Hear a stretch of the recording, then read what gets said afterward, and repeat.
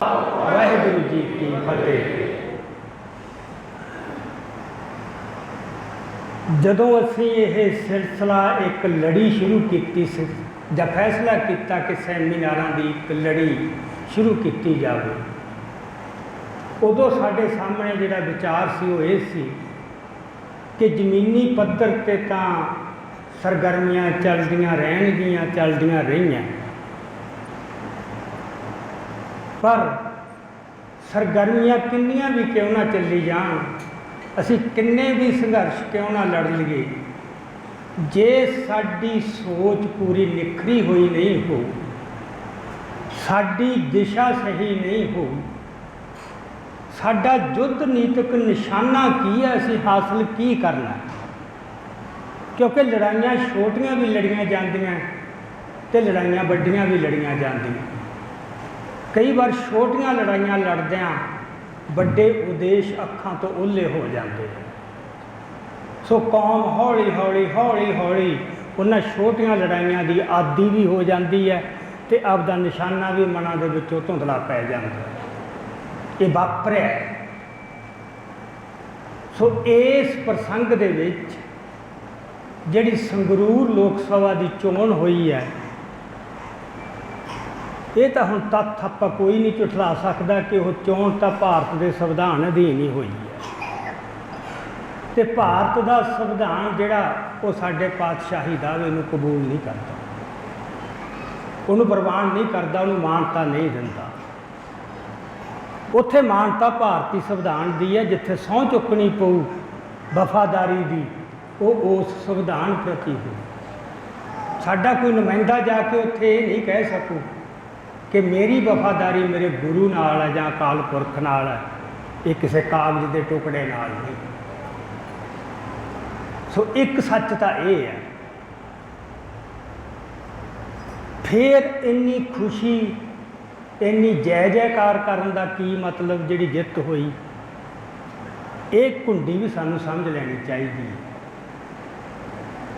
ਇਹ ਜਿੱਤ ਛੋਟੀ ਨਹੀਂ, ਇਹਦੇ ਅਰਥ ਵੱਡੇ, ਭਾਵੇਂ ਕਿ ਭਾਰਤ ਦੇ ਸੰਵਿਧਾਨ ਦੇ ਦਾਇਰੇ 'ਚ ਹੀ ਹੋਈ।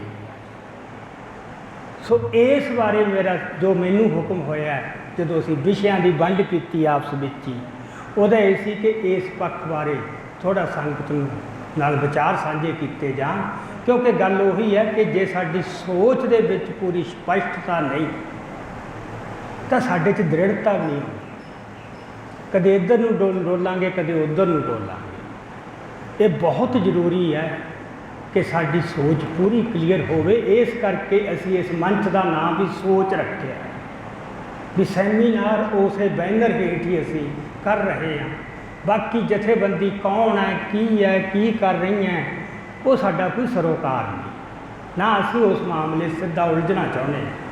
ਸਾਡਾ ਜੁਮਨਾ ਤਾਂ ਇਹੀ ਹੈ ਕਿ ਅਸੀਂ ਉਹ ਗੱਲਾਂ ਜਿਹੜੀਆਂ ਪਿਛਲੇ ਸਮੇਂ ਦੌਰਾਨ ਜਿਨ੍ਹਾਂ ਨੇ ਨੌਜਵਾਨਾਂ ਨੂੰ ਟੁੰਬਿਆ, ਉਹ ਕਿਤੇ ਇਹ ਨਾ ਹੋਵੇ ਕਿ ਕੁਛ ਚਿਰ ਵਾਸਤੇ ਤਾਂ ਉਹਦਾ ਅਸਰ ਹੋਵੇ ਅਤੇ ਮੁੜ ਕੇ ਮਨਾਂ ਤੋਂ ਅਸਰ ਲੈ ਜੇ। ਇਹ ਵਾਪਰਦਾ ਜ਼ਿੰਦਗੀ ਦੇ ਇਸ ਤਰ੍ਹਾਂ ਨਿਯਮ ਹੈ ਜ਼ਿੰਦਗੀ ਦਾ। ਸੋ ਇਸ ਕਰਕੇ ਅਸੀਂ ਇਹ ਸੀ ਕਿ ਇਹ ਜਿੱਤ ਦੇ ਅਰਥ ਕੀ ਬਣਦੇ। ਹੁਣ ਜਿੱਥੋਂ ਤੱਕ ਤਾਂ ਪਾਤਸ਼ਾਹੀ ਦਾਅਵੇ ਦੀ ਗੱਲ ਹੈ, ਉਹਦੇ ਅਰਥ ਬੜੇ ਸਪਸ਼ਟ ਹੈ। ਕਿਸੇ ਵੀ ਸਿੱਖ ਨੂੰ ਕੋਈ ਭੁਲੇਖਾ ਨਹੀਂ ਹੋਣਾ ਚਾਹੀਦਾ ਕਿ ਪਾਤਸ਼ਾਹੀ ਦਾਅਵੇ ਦਾ ਮਤਲਬ ਇਹ ਹੈ ਕਿ ਸਿੱਖ ਜਿਹੜਾ ਉਹ ਅਕਾਲ ਪੁਰਖ ਤੋਂ ਬਿਨਾਂ ਹੋਰ ਕਿਸੇ ਵੀ ਦੁਨਿਆਵੀ ਤਾਕਤ ਦੇ ਅਧੀਨ ਨਹੀਂ ਹੈ। ਉਹ ਇੱਕੋ ਦੀ ਅਧਾਨਗੀ ਪ੍ਰਵਾਨ ਕਰਦਾ ਹੈ, ਅਕਾਲ ਪੁਰਖ ਦੀ। ਦੁਨੀਆ 'ਚ ਰਾਜ ਆਏ ਚਲੇ ਗਏ, ਆਉਣਗੇ ਚਲੇ ਜਾਣਗੇ, ਉਹਨਾਂ ਰਾਜਾਂ 'ਚ ਸਾਨੂੰ ਰਹਿਣਾ ਪੈ ਸਕਦਾ ਹੈ। ਫਿਰ ਉੱਥੇ ਵਿਚਰਨਾ ਕਿਵੇਂ ਆ ਅਸੀਂ ਕਿ ਇੱਕ ਪਾਸੇ ਜਿਹੜੀ ਸਾਡੀ ਪਾਤਸ਼ਾਹੀ ਦਾ ਦਾਅਵਾ ਸਾਡੇ ਦਿਲਾਂ 'ਚ ਪੱਕਾ ਰਹਿਣਾ ਚਾਹੀਦਾ, ਅਸੀਂ ਉਹਦੇ ਵਾਸਤੇ ਯਤਨ ਕਰਨਾ, ਉੱਥੋਂ ਤੱਕ ਪਹੁੰਚਣਾ ਹੈ। ਪਰ ਉੱਥੋਂ ਤੱਕ ਪਹੁੰਚਣ ਵਾਸਤੇ ਬੜੀਆਂ ਵਿਧਾਂ ਬਣਾਉਣੀਆਂ ਪੈਂਦੀਆਂ, ਬੜੇ ਤਰੀਕੇ, ਬੜੇ ਦਾਅ ਪੇਚ, ਬੜੇ ਪੈਂਤੜੇ ਬਣਾਉਣੇ ਪੈਂਦੇ ਨੇ। ਅਤੇ ਕਿਤੇ ਇਹ ਨਾ ਹੋਵੇ ਵੀ ਅਸੀਂ ਉਹ ਪੈਂਤੜਿਆਂ 'ਚ ਹੀ ਗੁਆਚ ਕੇ ਰਹਿ ਜਾਈਏ ਅਤੇ ਨਿਸ਼ਾਨਾ ਸਾਡਾ ਮਨਾਂ ਦੇ ਵਿੱਚੋਂ ਨਿਕਲ ਜਾਏ। ਸੋ ਪਾਤਸ਼ਾਹੀ ਦਾਅਵੇ ਦੀ ਗੱਲ ਜੋ ਸਾਡੇ ਇਹ ਕਹਿ ਲਓ ਕਿ 10 ਜਾਮਿਆਂ ਦੇ ਵਿੱਚ ਰੱਬੀ ਜੋਤਾਂ ਨੇ ਸਿੱਖ ਦੀ ਜੋ ਰਚਨਾ ਕੀਤੀ ਹੈ ਉਹ ਕੀਤੀ ਹੈ ਇਸ ਤਰ੍ਹਾਂ ਕਿ ਉਹ ਕਿਸੇ ਵੀ ਦੁਨਿਆਵੀ ਸਤਾ ਦੀ ਅਧੀਨਗੀ ਜਾਂ ਉਹਦਾ ਗੁਲਾਮ ਨਹੀਂ। ਉਹ ਸਿਰਜਿਆ ਹੀ ਇਸ ਤਰ੍ਹਾਂ ਗਿਆ, ਜਨਮ ਤੋਂ ਹੀ ਉਹ ਸੁਤੰਤਰ ਹੈ।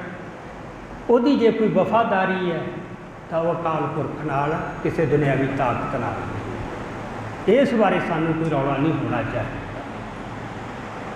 ਇਸੇ ਕਰਕੇ ਬਾਕੀ ਧਰਮਾਂ ਦੇ ਵਿੱਚ ਇੱਕੋ ਹੀ ਪੈਗੰਬਰ ਹੋਇਆ ਹੈ। ਨਵਾਂ ਧਰਮ ਚਲਾਇਆ ਇੱਕੋ ਹੀ ਪੈਗੰਬਰ ਨੇ, ਉਸ ਤੋਂ ਬਾਅਦ ਸਿਲਸਿਲਾ ਨਹੀਂ ਚੱਲਿਆ। ਇੱਥੇ ਬਿਲਕੁਲ ਇੱਕ ਨਿਆਰਾ ਅਮਲ ਚੱਲਿਆ ਕਿ ਇੱਕ ਜਾਮੇ 'ਚ ਨਹੀਂ, ਇਹ 10 ਜਾਮਿਆਂ 'ਚ ਕੰਮ ਕਰਨਾ ਪਿਆ। ਕਿਉਂਕਿ ਜਿੱਥੋਂ ਤੱਕ ਬੰਦੇ ਨੂੰ ਪਹੁੰਚਾਉਣਾ ਸੀ ਸੰਪੂਰਨਤਾ ਤੱਕ, ਕਿ ਉਹਦੇ 'ਚ ਕੋਈ ਵੀ ਕਾਣ ਕਸਰ ਨਾ ਰਹਿ ਜੇ, ਬਸ ਉਹ ਪੂਰਨਤਾ ਤੱਕ ਪਹੁੰਚਾਉਣ ਵਾਸਤੇ ਇੱਕ ਜਾਮਾ ਕਾਫੀ ਨਹੀਂ ਸੀ। ਵੈਸੇ ਹਰ ਗੁਰੂ ਸਭ ਕੁਝ ਕਰਨ ਦੇ ਸਮਰੱਥ ਸੀ। ਪਹਿਲੇ ਗੁਰੂ ਵੀ ਜੰਗ ਲੜ ਸਕਦੇ ਸੀ, ਇਹ ਨਹੀਂ ਕਿ ਕਿਸੇ ਗੁਰੂ ਦੇ ਵਿੱਚ ਕੋਈ ਸਮਰੱਥਾ ਨਹੀਂ ਸੀ। ਪਰ ਇੱਕ ਜ਼ਿੰਦਗੀ ਦਾ ਨਿਯਮ ਵੀ ਹੈ ਕਿ ਕਦੋਂ ਜੰਗ ਦਾ ਸਵਾਲ ਆਉਣਾ ਹੈ ਇਤਿਹਾਸ 'ਚ, ਉਹਦੇ ਵਾਸਤੇ ਪਹਿਲਾਂ ਤਿਆਰ ਕਿੱਥੋਂ ਤੱਕ ਲਿਜਾਣਾ, ਆਤਮਿਕ ਤੌਰ 'ਤੇ ਉਹਨੂੰ ਕਿਵੇਂ ਬਲਵਾਨ ਕਰਨਾ, ਤਾਂ ਕਿ ਜਦੋਂ ਉਹਦੇ ਹੱਥ ਦੇ ਵਿੱਚ ਤੇਗ ਆਵੇ ਉਹ ਤੇਗ ਕਿਸੇ ਮਜ਼ਲੂਮ 'ਤੇ ਨਾ ਉੱਠੇ। ਦੁਨੀਆ ਦਾ ਸਾਰਾ ਇਤਿਹਾਸ ਇਹੀ ਹੈ, ਜਿਹਦੇ ਹੱਥ 'ਚ ਵੀ ਤਾਕਤ ਆਈ ਹੈ ਉਹਨੇ ਜ਼ੁਲਮ ਕਰਨੋਂ ਬਾਜ ਨਹੀਂ ਆਇਆ। ਇਹ ਚੀਜ਼ ਹੀ ਐਸੀ ਹੈ। ਸੋ ਇਹ ਸੀ ਕਿ ਅਜਿਹਾ ਬੰਦਾ ਸਿਰਜਣਾ, ਅਜਿਹੇ ਮਨੁੱਖ ਸਿਰਜਣੇ ਜਿਨ੍ਹਾਂ ਕੋਲੇ ਤਾਕਤ ਵੀ ਹੋਊ, ਤੇਗ ਵੀ ਹੋਊ, ਪਰ ਉਹ ਤੇਗ ਜਰਵਾਣੇ ਦੇ ਖਿਲਾਫ ਹੀ ਉੱਠੂ, ਉਹ ਮਜ਼ਲੂਮ ਦੇ ਖਿਲਾਫ ਨਹੀਂ। ਅਤੇ ਉਹ ਅਮਲ ਪੂਰਾ ਕਰਨਾ ਪੈਣਾ ਸੀ। ਸੋ ਇਸ ਕਰਕੇ ਸਾਡੀ ਰਚਨਾ ਇਸ ਤਰ੍ਹਾਂ ਹੀ ਹੋਈ ਹੈ।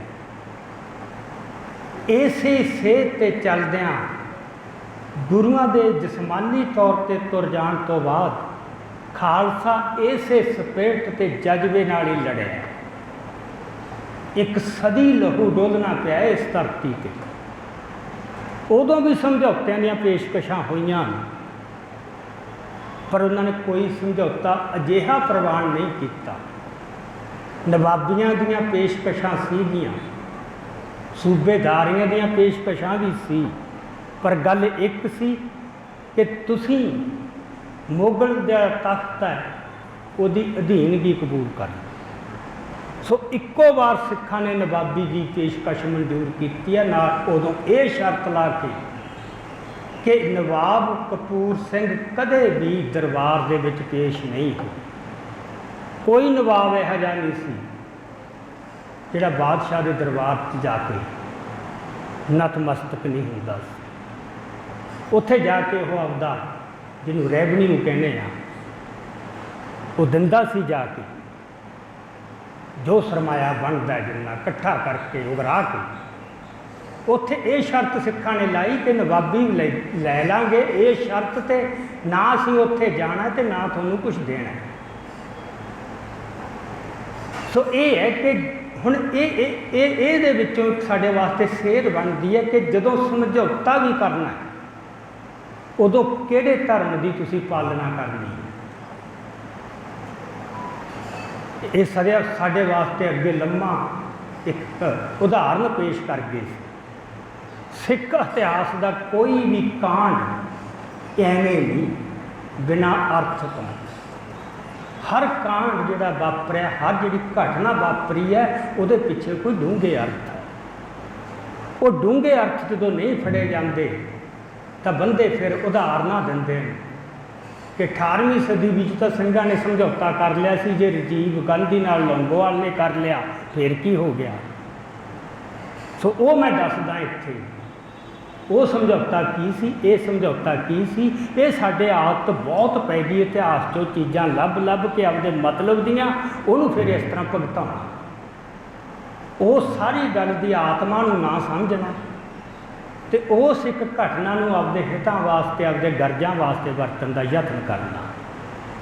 ਸੋ ਇੱਕ ਸਦੀ ਸਿੰਘਾਂ ਨੇ ਬਸ ਸੀਸ ਹੀ ਦਿੱਤੇ ਆ। कि सता लैनी है पर गुरु के आदेशों ते आदर्शों अनुसार लैनी है, झुक के नहीं लैनी। कोई उहदे च वाधा घाटा नहीं भी इन्नी क अंश इन्नी क ओहदी तुसीं कबूल कर लो, इन्नी क साडी।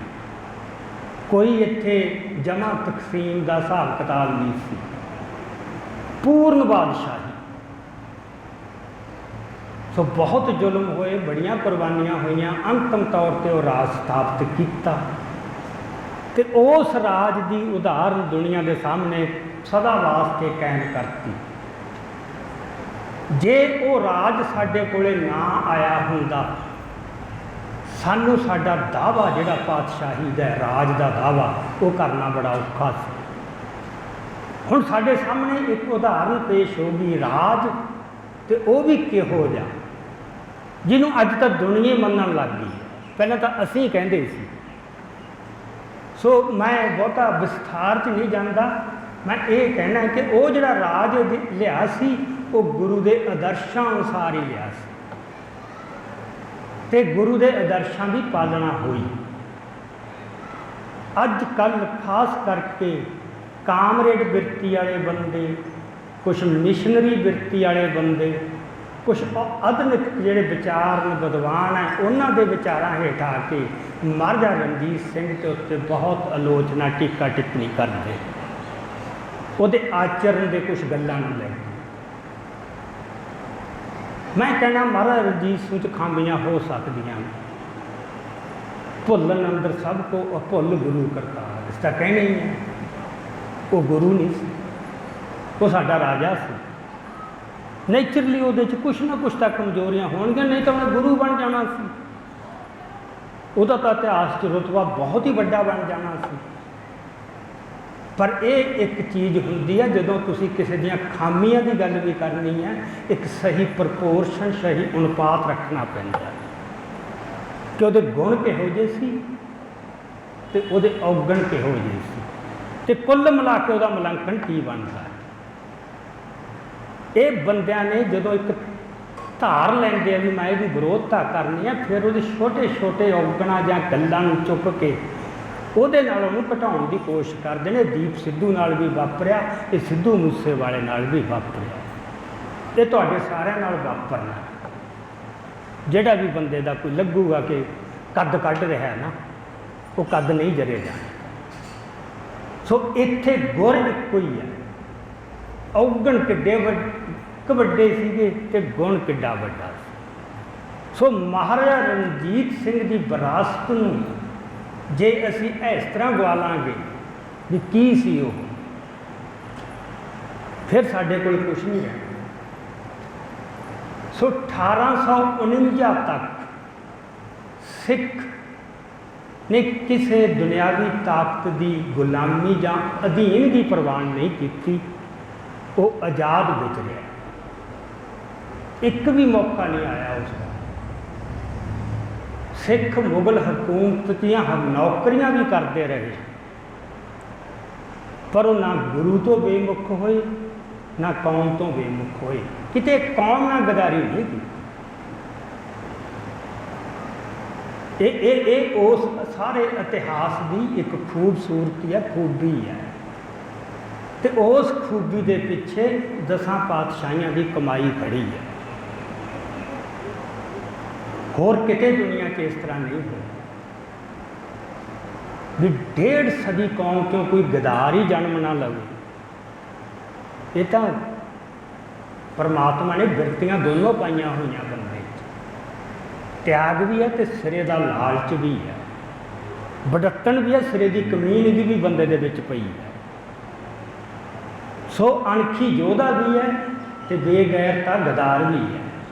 किसी मौके का किहड़ा रंग उगड़ के सामने आता, पर जे एक पूरी की पूरी कौम 1.5 सदी तक एक भी गदार नहीं उस जन्म लैंदा, ये कमाई छोटी नहीं सी। जिहदा मतलब नींह किड्डी मजबूत है। रचना किवें हुई?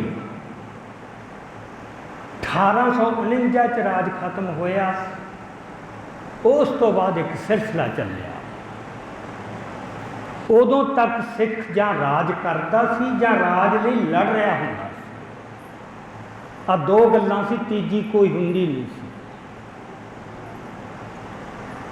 राज करें या लड़ मरें, सो तीजी कोई गल नहीं सी। जदों गुलामी विदेशी आ गई तो एक तीजी गल भी आ गई नाल कि राज लई लड़न वाले भी अंश रहे, धारा वो भी खत्म नहीं हुई, कमज़ोर पैगी, हालात यह जे बन गए, पर वो खत्म नहीं सी हुई। पर एक रुझान नवा पैदा हो गया कि वेले की हकूमत के नाल समझौता करके जिउण दा, वो तो रैयतां लैण दा, ते वो रैयतां लै मान के अपनी कौम के खिलाफ भुगतन का ये पहली बार इतिहास सिखां दे जदों का जन्म होया सिखां का ये पहली बार वापरिया। ये अंग्रेज़ां ने बड़े ढंग नाल हौली हौली वो वर्ग तैयार किया। हुण वो देखो तुसीं वो किन्ना चों कीता, अपनी कौम नाल गदारी, कौम वल पिठ वो करूगा, गुरु वल पिठ वो करू जिहदे मन च कोई वड्डी लालसा। तो वड्डी लालसा बंदियां च दो है, जां दौलत दी जां रुतबे। दौलत पिछे घट बंदियां ने यह काम किया, रुतबे पिछे वध किया। क्योंकि जो महाराजा रणजीत सिंह भी राज कर रहा सीगा तो कुछ रियासतां ने अपना राज खत्म नहीं सी कीता, वो शरीक बनियां सी ते वो शरीके च उन्होंने अंग्रेज़ों नाल समझौते किए हुए सी। सो सिखां दा राज खत्म करवाउण च उन्हां दा भी हथ सी। वो घराणिਆਂ चों सब तो पहलां उन्हां नूं आपदे टोडी जां टाउट मिले, जिन्हां ने फिर उत्थे बस नहीं किया कि साडी जिहड़ी है माड़ी मोटी जिहड़ी सरदारी है, शान है, झूठी ठाठ बाठ जी ये कायम रहे, तो कौम के खिलाफ साथों जो मर्जी गुनाह वो करवा लो, वो अपन को पता नहीं। सब तो बाद फूल के बाबा आला सू तो शुरू हो के लगातार अज ही खबर पढ़ी है कि कैप्टन अमरिंदर सिंह नूं वो देश का उप राष्ट्रपति बना रहे। बस इन्हां दे विच लालच आ सुभाव, सब जमीर भी बेच देणगे, कौम भी बेच देणगे, गुरु नूं भी भुल जाणगे, कोई धर्म नहीं, कोई दीन नहीं, कोई ईमान नहीं, कुछ मिले बस। वो जिहड़ा भुस पै गया ना, जिहड़ी भुख पैदा हो गई, उहदे चों एक मौके वो गुटका साह फड़ के झूठियां कसमां भी खा सकते हैं, फिर ये भी शर्म ला सकते भी छड्डो हुण गुटके नूं भी छड्डो, सीधे ही पार्टी च जांदे। सो ये जिहड़ा सिलसिला चलिया कि सिख दे मन चों जिहड़ा पातशाही दावा सी वो कुछ वर्ग के मन चों निकल गया, तो उन्होंने समय दियां ताकतां दी अधीन की गुलामी कबूल करके अपदियां छोटियां छोटियां सरदारियां ले ली। सो मेनली ये वर्ग सी, यही पढ़े अंग्रेज़ों के राज अधीन, इन्हों मौके मिले ਜਾਂ कुछ होर भी दरम्यानिया जमातों चों बंदे पढ़े, वो जिहड़ी पढ़ाई उन्होंने दिती वो मिठा जहर सी भी साडी जो एक रवायती ज्ञान सीगा जिन्हों असीं कहिए गुरु घर की विद्या, उन्होंने भुल के जिहड़ी दुनियावी विद्या है उहदी वडत्तन का मन च बन गया किते, क्योंकि पदवियां उहदे नाल मिलनियां, बड़ा अफसर बनना तो उहदे नाल मिलना, दुनियावी पढ़ाई च थोड़ी लियाकत की है।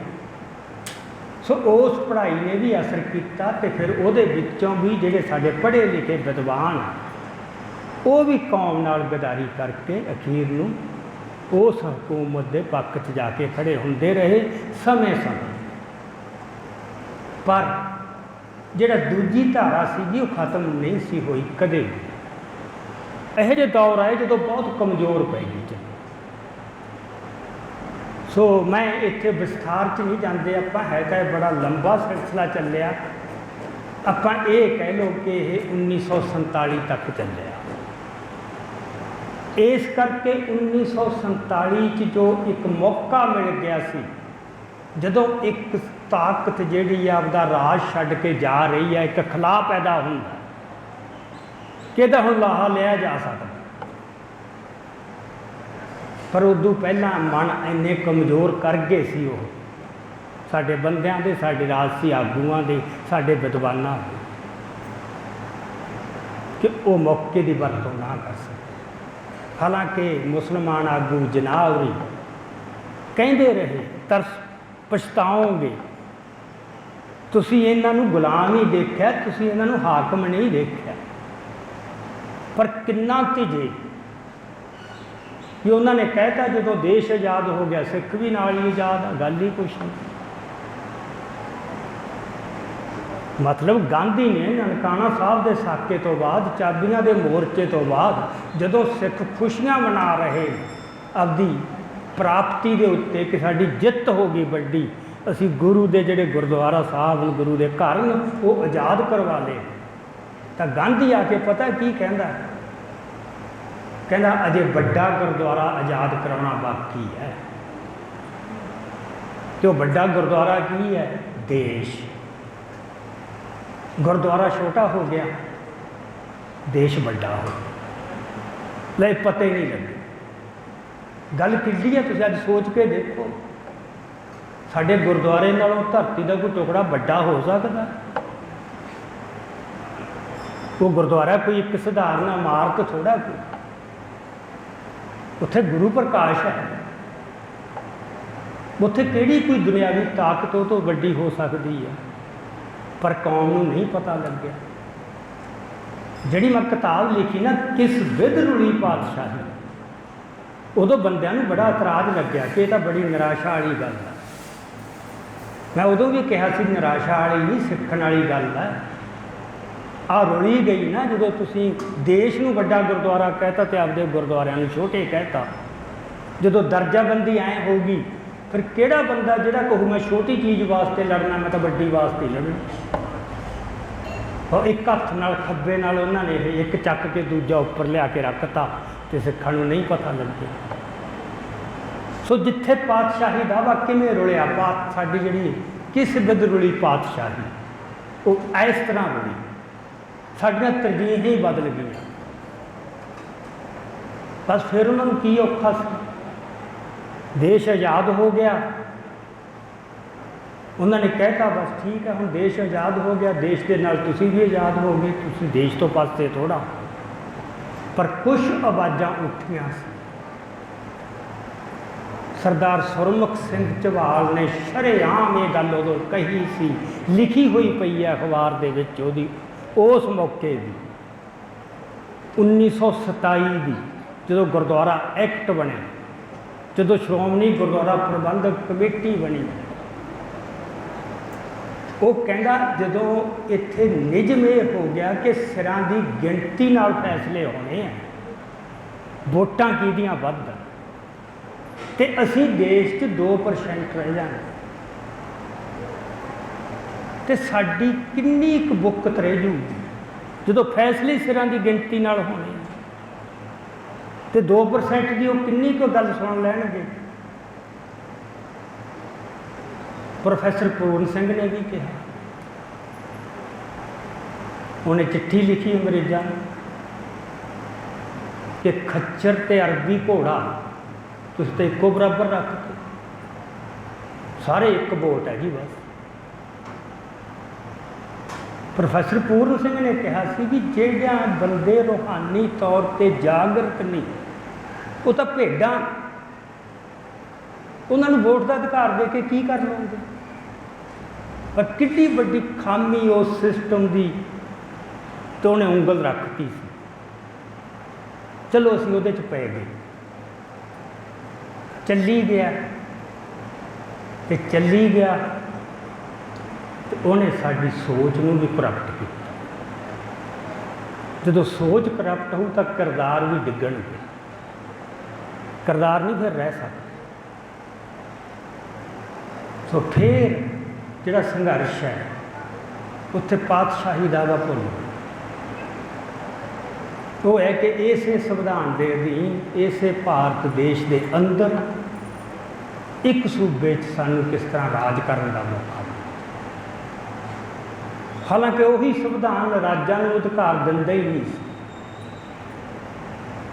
ਜਦੋਂ ਸੰਵਿਧਾਨ ਕੜਿਆ ਉੱਥੇ ਵੀ ਸਿੱਖਾਂ ਦੇ ਨੁਮਾਇੰਦਿਆਂ ਨੇ ਰੌਲਾ ਪਾਇਆ ਕਿ ਸਿੱਖ ਘੱਟ ਧਾਰਮਿਕ ਘੱਟ ਗਿਣਤੀ ਹੈ, ਸਾਡੇ ਸੰਵਿਧਾਨਕ ਗਰੰਟੀਆਂ ਦਿਓ ਕੁਛ।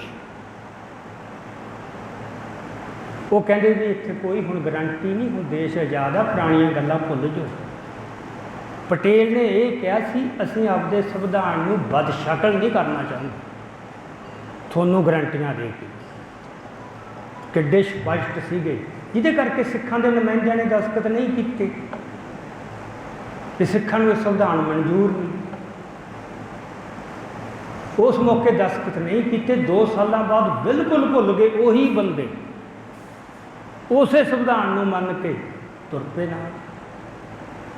ਜਿਵੇਂ ਹੁੰਦਾ ਨਾ ਨੀਂਦ 'ਚ ਕਦੇ ਮਾੜੀ ਜਿਹੀ ਅੱਖ ਖੁੱਲ੍ਹੀ ਫਿਰ ਬੰਦ ਹੋ ਗਈ। ਸੋ ਸਿੱਖਾਂ ਦੀ ਹਾਲਤ ਆ ਰਹੀ, ਪਤਾ ਸੀ ਅੰਦਰ ਗੱਲ ਕੋਈ ਪਈ ਆ, ਕਦੇ ਕਦੇ ਅੱਖ ਖੁੱਲ੍ਹਦੀ ਸੀ ਪਰ ਫਿਰ ਬੰਦ ਹੋ ਜਾਂਦੀ ਸੀ। ਕੋਈ ਅਜਿਹਾ ਨਹੀਂ ਸੀ ਆਇਆ ਜਿਹੜਾ ਪੂਰੀ ਤਰ੍ਹਾਂ ਜਗਾ ਦੇ, ਕਿਉਂਕਿ ਬੰਦੇ ਆਏ ਰਾਜਸੀ ਆਦਮੀ। ਮਾਸਟਰ ਤਾਰਾ ਸਿੰਘ ਤੋਂ ਲੈ ਕੇ ਸੰਤ ਫਤਿਹ ਸਿੰਘ, ਟੌੜਾ, ਲੌਂਗੋਵਾਲ, ਤਲਵੰਡੀ, ਬਾਦਲ, ਇਹ ਸਾਰੇ ਬੰਦੇ ਰਾਜਨੀਤਿਕ ਸੀ। ਕਿਸੇ ਦੀ ਕੋਈ ਅਧਿਆਤਮਿਕ ਕਮਾਈ ਨਹੀਂ ਸੀ, ਕਿਸੇ 'ਚ ਕੋਈ ਰੂਹਾਨੀ ਚਿੰਨ੍ਹ ਨਹੀਂ ਸੀ ਅੰਦਰ। ਇਸ ਕਰਕੇ ਉਹ ਆਪਣੀਆਂ ਵੋਟਾਂ ਦਾ ਇੰਤਜ਼ਾਮ ਤਾਂ ਕਰਦੇ ਰਹੇ, ਪਰ ਜਿਹੜਾ ਕੌਮ ਦੀਆਂ ਅੱਖਾਂ ਖੋਲ੍ਹਣੀਆਂ ਸੀ ਕਿ ਗੁਰੂ ਸਾਨੂੰ ਕੀ ਦੇ ਗਿਆ ਉਹ ਨਾ ਭੁੱਲੋ, ਉਹ ਭੁਲਾਤਾ। ਸੋ ਫਿਰ 1978 ਦੇ ਵਿੱਚ ਸੰਤ ਜਰਨੈਲ ਸਿੰਘ ਪ੍ਰਗਟ ਹੋਏ। ਉਸ ਮੌਕੇ ਵੀ ਉਹਨਾਂ ਨੇ ਦਿਨਾਂ 'ਚ ਹਾਲਾਤ ਬਦਲਦੇ ਅਸੀਂ ਆਪਦੇ ਅੱਖੀਂ ਦੇਖੇ। ਦਿਨਾਂ 'ਚ ਕਾਲਜਾਂ ਵਿੱਚ ਤੁਹਾਨੂੰ ਨਹੀਂ ਪਤਾ ਉਦੋਂ ਕੀ ਮਾਹੌਲ ਸੀ। ਕਾਲਜਾਂ ਦੇ ਵਿੱਚ ਦਾੜੀ ਵਾਲਾ ਬੰਦਾ ਇੱਕ ਅੱਧਾ ਕੋਈ ਉਂਗਲ 'ਤੇ ਗਿਣਨ ਜੋਗਾ ਹੁੰਦਾ ਸੀ, ਜਿਹਨੇ ਦਾੜਾ ਪ੍ਰਕਾਸ਼ ਕੀਤਾ ਹੁੰਦਾ ਸੀ। ਉਹਨੂੰ ਗਿਆਨੀ ਕਹਿ ਕੇ ਉਹਦੇ 'ਚ ਹੀਨਤਾ ਦਾ ਭਾਵ ਪੈਦਾ ਕੀਤਾ ਜਾਂਦਾ ਵੀ ਇਹ ਤਾਂ ਕੋਈ ਹੀਣਾ ਜਿਹਾ ਬੰਦਾ, ਉਹ ਜੱਟ ਜਿਹਾ ਬੰਦਾ ਕਿਸੇ ਪੁਰਾਣੇ ਜ਼ਮਾਨੇ ਦਾ, ਕਦਰ ਨਹੀਂ ਸੀ ਕੋਈ ਮਨ 'ਚ। ਟੋਟਲ ਮਾਹੌਲ ਕਾਲਜਾਂ 'ਚ ਹੋ ਗਿਆ ਸੀ, ਪਿੰਡਾਂ ਦੇ ਵਿੱਚ ਵੀ। ਸੰਤਾਂ ਨੇ ਦਿਨਾਂ ਦੇ ਵਿੱਚ ਬਦਲਤਾ। ਕਿਉਂ? ਉਹ ਰਾਜਸੀ ਆਗੂ ਨਹੀਂ ਸੀ, ਉਹ ਕਿਸੇ ਰਾਜਨੀਤਿਕ ਗਿਣਤੀ ਮਿਣਤੀ 'ਚੋਂ ਨਹੀਂ ਸੀ ਆਇਆ। ਉਹਨੇ ਇੱਕ ਲੰਮੀ ਕਮਾਈ ਕਰਕੇ ਆਇਆ ਸੀ, ਸਾਧਨਾ ਸੀ ਪਿੱਛੇ, ਬਹੁਤ ਨਾਮ ਜਪਿਆ ਸੀ, ਉਹਦੇ ਵਿੱਚ ਉਹ ਰੂਹਾਨੀ ਤਾਕਤ ਸੀ। ਉਹਦੇ ਮੂੰਹੋਂ ਨਿਕਲਿਆ ਬੋਲ ਫਿਰ ਐਵੇਂ ਨਹੀਂ ਸੀ ਜਾਂਦਾ। ਸੋ ਇੱਥੇ ਬਹੁਤ ਬੰਦੇ ਬੈਠੇ ਨੇ ਜਿਨ੍ਹਾਂ ਨੇ ਉਹ ਦਿਨ ਫਿਰ ਬਦਲਦੇ ਦੇਖੇ ਨੇ, ਆਪਣੀ ਜ਼ਿੰਦਗੀ ਦੇ ਰਸਤੇ ਬਦਲਦੇ ਦੇਖੇ। ਖੁਦ ਮੇਰੇ ਨਾਲ ਵੀ ਇਹੀ ਗੱਲ ਵਾਪਰੀ ਹੈ। ਅਸੀਂ ਵੀ ਪਹਿਲਾਂ ਕਾਮਰੇਡਾਂ 'ਚ ਹੀ ਤੁਰੇ ਫਿਰਦੇ ਸੀ, ਅਮਰਦੀਪ ਵੀ ਕਾਮਰੇਡਾਂ 'ਚ ਹੀ ਸੀ।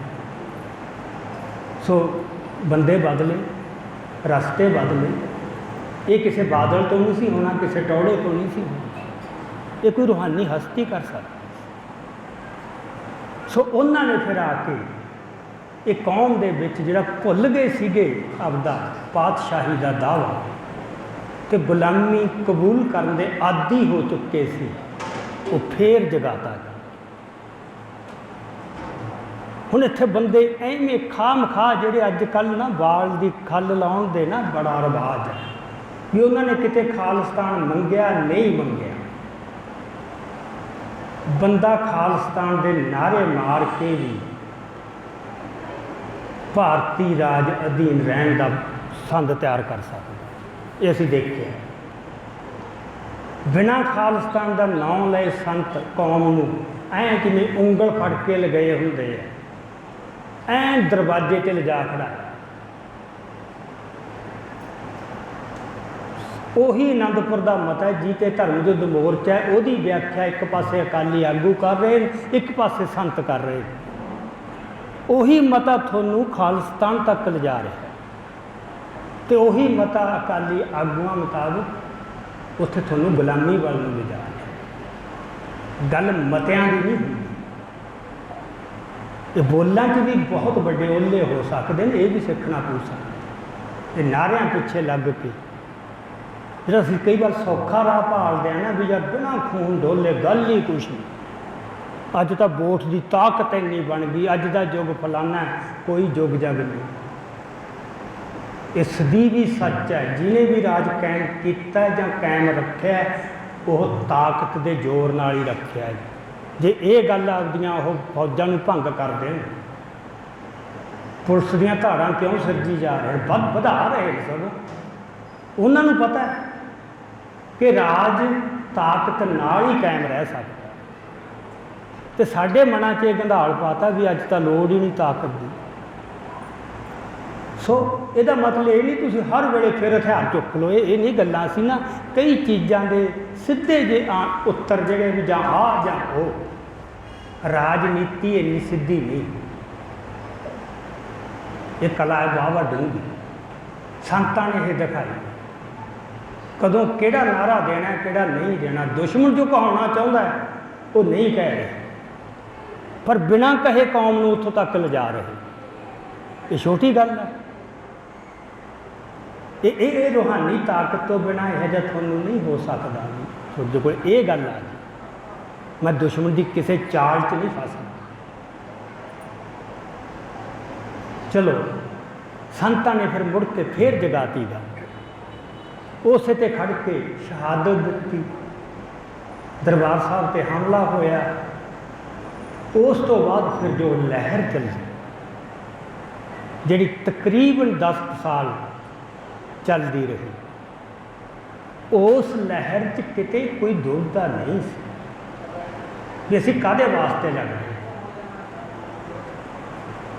ਜੇ ਦੁਬਿਧਾ ਹੁੰਦੀ ਇੰਨੀਆਂ ਸ਼ਹਾਦਤਾਂ ਨਹੀਂ ਸੀ ਹੋ ਸਕਦੀ। ਅਡੋਲਤਾ ਸੀ, ਸਪਸ਼ਟਤਾ ਸੀ ਅਤੇ ਦ੍ਰਿੜਤਾ ਸੀ।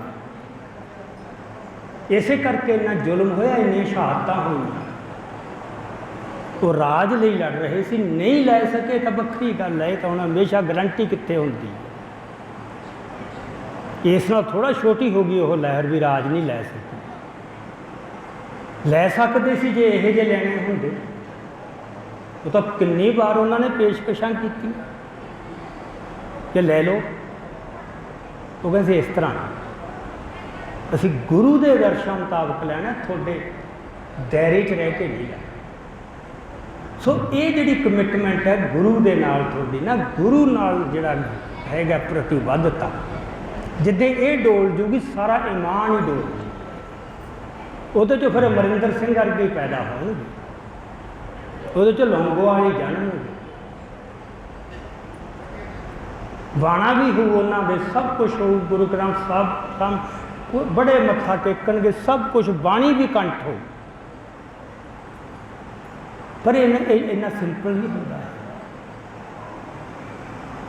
ਉਹਨਾਂ ਦੇ ਬੋਲ ਕੌਮ ਨੂੰ ਜਗਾ ਨਹੀਂ ਸਕਣਗੇ, ਵਰਗਲਾ ਸਕਣਗੇ ਕੁਛ ਚਿਰ ਵਾਸਤੇ। ਇਹਦਾ ਬਹੁਤ ਫਰਕ ਹੁੰਦਾ, ਕੌਮ ਨੂੰ ਜਗਾਉਣਾ ਅਤੇ ਕੌਮ ਨੂੰ ਵਰਗਲਾਉਣਾ। ਇੱਕ ਵਾਰ ਜਦੋਂ ਕੌਮ ਜਾਗਦੀ ਫਿਰ ਉਹ ਵਰਗਲਾਈ ਨਹੀਂ ਜਾਂਦੀ। ਸੋ ਇਹ ਸਿਲਸਿਲਾ ਚੱਲਿਆ 10 ਸਾਲ। ਖਾੜਕੂ ਲਹਿਰ ਚੱਲੀ। ਖਾੜਕੂ ਲਹਿਰ ਜਦੋਂ ਖਤਮ ਹੋ ਗਈ, ਉਸ ਤੋਂ ਬਾਅਦ ਫਿਰ ਇੱਕ ਰਾਜਨੀਤੀ ਨੇ ਮੋੜ ਕੱਟਿਆ ਸਿੱਖਾਂ ਦੀ। ਫਿਰ ਜਿਵੇਂ ਘੁੰਮ ਕੇ ਉੱਥੇ ਆ ਗਏ, ਕਿਉਂਕਿ ਜ਼ੁਲਮ ਬਹੁਤ ਹੋ ਗਿਆ। ਅੱਜ ਜਿਹੜੇ ਬੰਦੇ ਨਾ ਨੌਜਵਾਨ, ਉਹਨਾਂ ਨੂੰ ਨਹੀਂ ਪਤਾ ਉਹ ਦਿਨ ਕਿਹੋ ਜਿਹੇ ਸੀ। ਅੱਜ ਤਾਂ ਬੰਦਾ ਆਰਾਮ ਨਾਲ ਕਹਿ ਸਕਦਾ ਯਾਰ ਫਿਰ ਕੀ ਹੋ ਗਿਆ ਸੀ, ਇੰਨਾ ਕਿਉਂ ਐਂ ਹੋ ਦਬ ਗਏ। ਉਹ ਦੌਰ ਬਹੁਤ ਭੈੜਾ ਸੀ। ਉਹਦੇ 'ਚ ਕੌਮ 'ਚ ਦੁਬਾਰਾ ਲੜਨ ਦਾ ਹੌਸਲਾ ਨਹੀਂ ਰਹਿ ਗਿਆ ਸੀ। ਇਸ ਕਰਕੇ ਜਦੋਂ ਸਰਦਾਰ ਸਿਮਰਨਜੀਤ ਸਿੰਘ ਮਾਨ ਜਿੱਤੇ ਨੇ 1999 ਦੇ ਵਿੱਚ ਲੋਕ ਸਭਾ ਦੀ ਚੋਣ, ਜਦੋਂ ਇਹਨਾਂ ਨੇ ਕਿਹਾ ਸੀ ਮੈਂ ਤੇ ਸ੍ਰੀ ਸਾਹਿਬ ਲੈ ਕੇ ਹੀ ਅੰਦਰ ਜਾਓ ਤੇ ਨਾ ਜਾਣ ਦਿਓ, ਗਏ ਹੀ ਨਹੀਂ ਅੰਦਰ। ਹੁਣ ਪੈਂਤਰਾ ਤਾਂ ਉਹ ਬਹੁਤ ਵੱਡਾ ਸੀਗਾ ਵੀ ਤੁਹਾਡਾ ਕਾਨੂੰਨ ਨਹੀਂ, ਤੇ ਸਾਡਾ ਗੁਰੂ ਦਾ ਕਾਨੂੰਨ ਚੱਲੂ ਇੱਥੇ। ਪਰ ਕੌਮ ਉਦੋਂ ਉਸ ਰਾਹ 'ਚ ਨਹੀਂ ਸੀ, ਕੌਮ ਹਾਰ ਚੁੱਕੀ ਸੀ, ਕੌਮ ਟਿਕ ਟਕਾ ਚਾਹੁੰਦੀ ਸੀ। ਇਸੇ ਕਰਕੇ ਕਿੰਨੀਆਂ ਭੈੜੀਆਂ ਮਖੌਲ ਕੀਤੇ ਗਏ ਸੰਤਾਂ ਸਿਮਰਜੀਤ ਸਿੰਘ ਮਾਨ। ਇਸ ਹੱਦ ਤੱਕ ਜਥੇਦਾਰ ਗੁਰਚਰਨ ਸਿੰਘ ਟੌਹੜਾ, ਹਾਲਾਂਕਿ ਸਾਰੇ ਅਕਾਲੀ ਆਗੂਆਂ 'ਚੋਂ ਉਹਦੇ ਅੰਦਰ ਪੰਥਕ ਜਜ਼ਬਾ ਸੀ, ਪਰ ਉਹਨੇ ਵੀ ਇਹ ਕਿਹਾ, ਕਹਿੰਦਾ ਉੱਥੇ ਜਾ ਕੇ ਗੱਤਕਾ ਖੇਡਣਾ। ਦੇਖੋ ਸੋਚ ਕਿੱਥੇ ਤੱਕ ਜਾ ਡਿੱਗੀ। ਸੋ ਮਾਨ ਇਹ ਵੀ ਦੌਰ ਆਉਂਦੇ ਨੇ ਜਦੋਂ ਤੁਹਾਡੇ ਪੈਂਤੜੇ ਨੂੰ ਕੌਮ ਨਹੀਂ ਸਮਝ ਸਕਦੀ ਇਹਦਾ ਮਹੱਤਵ ਕੀ ਹੈ। ਸੋ ਉਦੋਂ ਸਰਦਾਰ ਸਿਮਰਨਜੀਤ ਸਿੰਘ ਨਕਾਰੇ ਗਏ, ਨਕਾਰੇ ਦੇ ਮੁੜ ਕੇ ਪੈਰ ਨਹੀਂ ਲੱਗੇ ਵੀ ਇਹ ਤਾਂ ਫੇਰ ਉਹੋ ਜਿਹੇ ਦਿਨ ਲਿਆਊ, ਤੇ ਕੌਮ ਉਹੋ ਜਿਹੇ ਦਿਨ ਦੇਖਣਾ ਨਹੀਂ ਸੀ ਚਾਹੁੰਦੀ ਉਸ ਮੌਕੇ। ਅੱਜ ਜੋ ਮਾਹੌਲ ਪੈਦਾ ਹੋਇਆ ਇਹ ਬਿਲਕੁਲ ਹੀ ਵੱਖਰੀ ਕਹਾਣੀ ਹੈ। ਅੱਜ ਜਿਹੜੀ ਹੁਣ ਨਵੀਂ ਪੀੜ੍ਹੀ ਅੱਗੇ ਆ ਗਈ ਹੈ ਉਹ ਬਿਲਕੁਲ ਹੀ ਵੱਖਰਾ ਮਾਹੌਲ। ਉਹ ਪੀੜ੍ਹੀ ਜਿਹਨੇ ਉਹ ਜ਼ੁਲਮ ਝੱਲਿਆ ਸੀ ਉਹਦੇ 'ਚ ਕਿਤੇ ਨਾ ਕਿਤੇ ਮਨ ਦੇ ਵਿੱਚ ਦਹਿਸ਼ਤ ਦਾ ਪਰਛਾਵਾਂ ਲਗਾਤਾਰ ਪਿਆ ਹੈ। ਉੱਠੇ ਕੁਛ ਨਾ ਕੁਛ ਕੋਸ਼ਿਸ਼ਾਂ ਕੀਤੀਆਂ ਬੰਦਿਆਂ ਨੇ, ਪਰ ਜੇ ਕਹੋ ਨਾ ਵੀ ਮੁੜ ਕੇ ਫੇਰ ਕੋਈ ਲਹਿਰ ਖੜੀ ਕਰ ਲੂਗਾ, ਉਹ ਹੁੰਗਾਰਾ ਕੌਮ ਵੱਲੋਂ ਮਿਲਦਾ ਨਹੀਂ ਸੀ। ਸੋ ਮੈਂ ਜਿੱਥੇ ਕਿਹਾ ਸੀ ਕਿ 1995 ਤੋਂ ਬਾਅਦ ਇੱਕ ਰਾਜਨੀਤਿਕ ਮੋੜ ਕੱਟਿਆ ਕੌਮ ਦੀ ਰਾਜਨੀਤੀ ਨੇ ਵੱਡਾ, ਉਹ ਫਿਰ ਉੱਥੇ ਉਹ ਜਿਹੜੀ ਹੈਗੀ ਹੈ ਸੂਬੇਦਾਰੀ ਦੀ ਰਿਆਸਤ, ਆਪਾਂ ਕਹਿ ਸਕਦੇ ਸਿਆਸਤ ਲੰਗੜੀ ਸੂਬੇਦਾਰੀ, ਤੇ ਤੁਸੀਂ ਉਸ ਰਾਜ ਦੇ ਅਧੀਨ ਹੀ ਉਹਨੂੰ ਮੰਨ ਕੇ ਆਪਦੀ ਇੱਕ ਛੋਟਾ ਮੋਟਾ ਜਿੰਨੇ ਕੁ ਅਧਿਕਾਰ ਦਿੰਦੇ ਉਹ ਕਬੂਲ ਕਰ ਲਓ, ਉਹ ਪਾਤਸ਼ਾਹੀ। ਸੋ ਪਾਤਸ਼ਾਹੀ ਦਾਵਾ ਛੱਡਤਾ ਸੀ। ਸਰਦਾਰ ਸਿਮਰਨਜੀਤ ਸਿੰਘ ਮਾਨ ਬੋਲਦੇ ਰਹੇ, ਨਾਅਰਾ ਮਾਰਦੇ ਰਹੇ, ਪਰ ਕਿਤੇ ਅਸਰ ਨਹੀਂ ਸੀ ਪੈ ਰਿਹਾ, ਤੇ ਦਿਨੋਂ ਦਿਨ ਘਟਦਾ ਜਾ ਰਿਹਾ। ਹਰ ਇਲੈਕਸ਼ਨ 'ਚ ਨਮੋਸ਼ੀ ਝੱਲਣੀ ਪੈਂਦੀ ਸੀ, ਵਿਰੋਧੀ ਹੱਸਦੇ ਸੀ। ਉਹ ਨਮੋਸ਼ੀ ਮਾਨ ਸਾਹਿਬ ਦੀ ਨਹੀਂ ਸੀ, ਉਹ ਪੰਥ ਦੀ ਨਮੋਸ਼ੀ। ਉਹ ਸਾਡੇ ਉਸ ਆਦਰਸ਼ ਦੀ ਹੇਠੀ ਸੀ, ਪਰ ਉਹ ਦੌਰ ਤੋਂ ਵੀ ਨਿਕਲ ਨਹੀਂ ਸੀ, ਉਹ ਝੱਲਿਆ ਸਾਰਾ ਦੌਰ। ਸੋ ਫਿਰ ਉੱਥੇ ਇਹ ਦੀਪ ਸਿੱਧੂ ਆਇਆ। ਇੱਥੇ ਨਾ ਬਹੁਤ ਬੰਦੇ ਸਵਾਲ ਖੜਾ ਕਰ ਦਿੰਦੇ ਵੀ ਜਦ ਤੁਸੀਂ ਦੀਪ ਸਿੱਧੂ ਨੂੰ ਸੰਤਾਂ ਦੇ ਬਰਾਬਰ ਕਿਵੇਂ ਕਰ ਸਕਦੇ, ਹਾਲਾਂਕਿ ਆਪਣੇ ਚੋਂ ਇੱਕ ਬੰਦਾ ਵੀ ਨਹੀਂ ਹੋਣਾ ਜਿਹੜਾ ਇਹ ਕਹੇ ਵੀ ਉਹ ਸੰਤਾਂ ਦੇ ਬਰਾਬਰ ਸੀ। ਆਹ ਤਸਵੀਰ ਉਹਦੀ ਪ੍ਰਤੀਕ ਹੈ। ਉਹ ਤਾਂ ਕਹਿੰਦਾ ਸੀ ਮੈਂ ਉਹਨਾਂ ਦੇ ਪੈਰਾਂ ਵਰਗਾ ਵੀ ਨਹੀਂ, ਤੇ ਪੈਰਾਂ 'ਚ ਹੀ ਖੜਾ।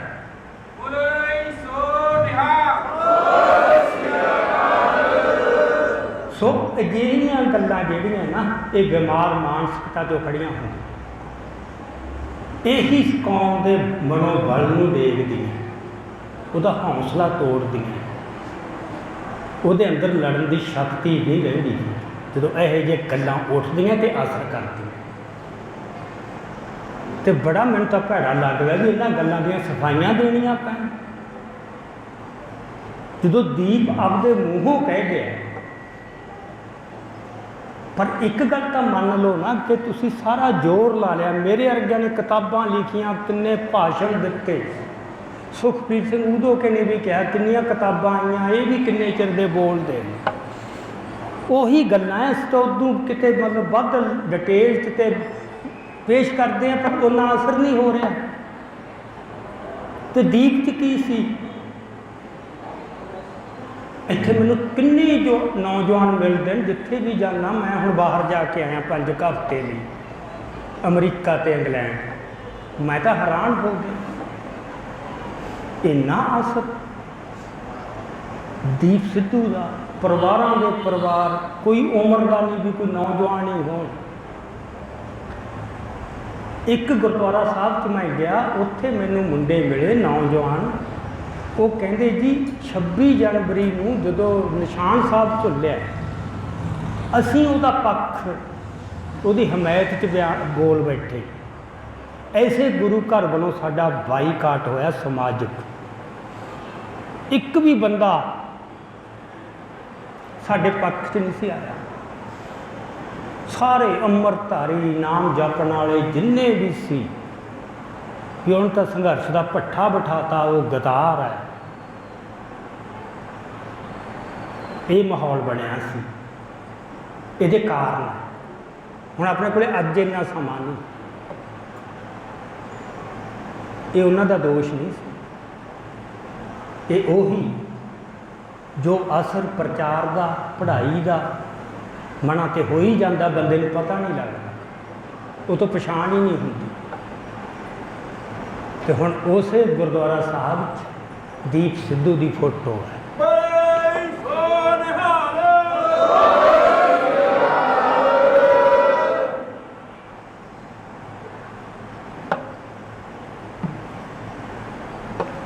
खाड़कू लहर के सारे शहीदों की फोटो है, तो वो लेटेस्ट दीप सिद्धू की